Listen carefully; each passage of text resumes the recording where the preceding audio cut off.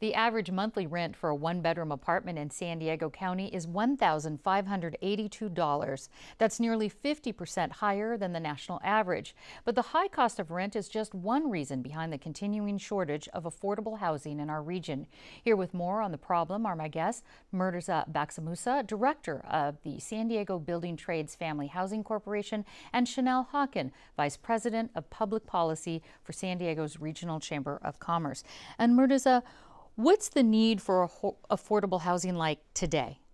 Well, since 10 years that the state of housing emergency has been declared, boom or bust, rents keep increasing, homelessness increases, and today home ownership is in a state of decline. So that is the reason why we need to do something to solve the state of emergency in San Diego. Is there a specific number of low or middle income homes that we really would need to fix the problem?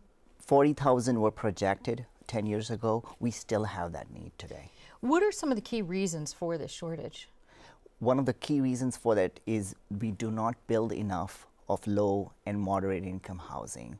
And what we have in terms of the stock we have, rents keep growing up 5 to 10% a year, and that keeps pricing families out. That also means there's also a problem of wages. Wages are not able to catch up with the increase in rents. That prices families out. And in terms of the homelessness, there is a critical shortage of the need to address, to have that transitional housing and to have the housing that we need to keep the homeless off the street. And Chanel, does the business community here see the high cost of housing in San Diego as a problem that needs to be solved? Absolutely. In terms of homelessness downtown, it's gone up 26% year over year.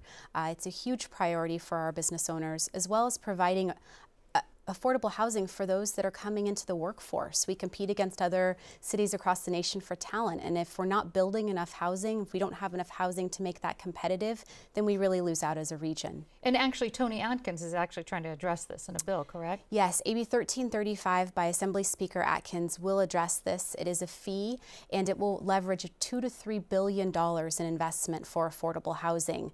We hope that San Diego would be able to get a large portion of that and compete successfully for it. And this is something that both of you support. And I want to ask you, Murtaza, though, how the affordable housing shortage actually impacts our local economy. It does. It prices out our local workforce, especially low-wage workers, where you have, for example, over the last year, the wages have gone up only 2.8%. The rents have gone up double that. So therefore, people are not able to make ends meet.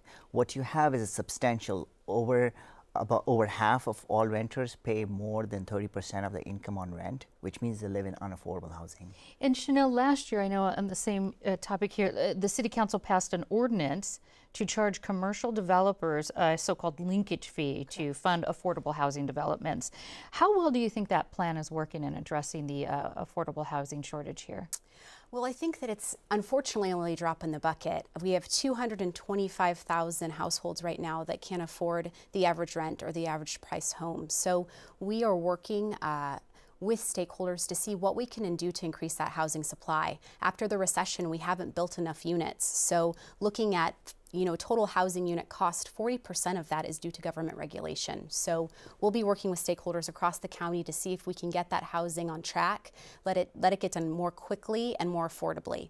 And Murtaza, how many housing units do we know that have been built since this plan went into effect? Well, because the inclusionary fee is an option to be paid instead of actually building the units, the question really is, should developers be required to build 15 or 20%? And I strongly think that is important in order to have balanced communities. For example, in downtown, where there are a large number of luxury towers being built, we're concerned that we're not building an affordable housing stock. Sure. Now that's different than the linkage fee. Have you seen an impact from the linkage fee yet? The linkage fee was relatively small. It's probably generated about $500,000 so far. Maybe that really leverages itself into quite a modest amount of units. It was a fee on commercial development.